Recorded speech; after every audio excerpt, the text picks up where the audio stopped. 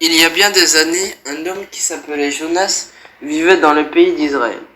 Un jour, Dieu lui dit d'aller à Ninive, la plus grande et la plus puissante ville du monde. Jonas devait prévenir les habitants de la ville que Dieu savait qu'ils étaient mauvais. Jonas désobéit à Dieu. Plutôt que d'aller à Ninive, Jonas monte dans un bateau qui part pour la direction opposée pour aller à Tarsis. Le Seigneur Dieu lança sur la mer un vent violent. C'était une grosse tempête. Les marins avaient peur que le bateau brise en plusieurs morceaux et qu'il coule. La tempête devenait de pire en pire. Effrayés, les marins priaient leur Dieu et jetaient à la mer tout ce qui se trouvait dans le bateau pour le rendre plus léger, mais rien n'y faisait. Jonas était la seule personne à bord qui ne pria pas. À la place, il était couché au fond du bateau et dormait profondément. Le capitaine du bateau le trouva. « Que fais-tu à dormir? Lève-toi, prie ton Dieu. Peut-être qu'ainsi ton Dieu pensera à nous et nous ne mourrons pas. » Puis les marins décidèrent que tous leurs problèmes avaient quelque chose à voir avec Jonas. Il leur dit qu'il fuit Dieu. Ils lui demandèrent « Qu'est-ce que nous allons faire de toi pour que la mer se calme autour de nous? Prenez-moi et jetez-moi à la mer, leur répondit Jonas. Je suis sûr que c'est à cause de moi que cette violente tempête est arrivée.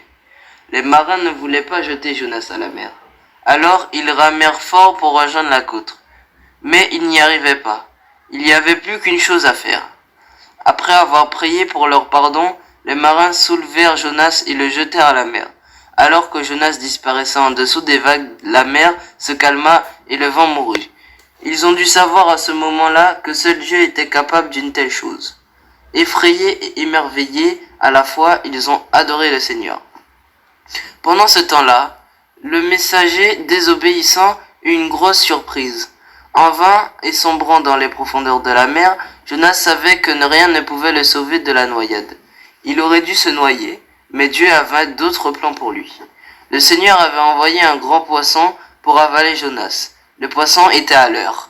Un seul coup et Jonas n'était plus dans l'eau, mais dans le ventre du poisson. Jonas resta à l'intérieur du poisson pendant 3 jours. Il eut beaucoup de temps pour réfléchir et prier. Après 3 jours, Jonas a fini par faire la promesse à Dieu de lui obéir. Immédiatement, Dieu parla au poisson qui rejeta Jonas sur la plage.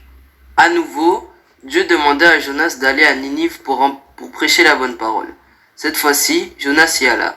Jonas entra dans la ville en criant « Dans 40 jours, Ninive sera détruite. » Les habitants de la Ninive crurent à la parole de Dieu, ils ne mangèrent plus et mirent des habits de deuil pour montrer à Dieu qu'ils étaient désolés pour leurs péchés.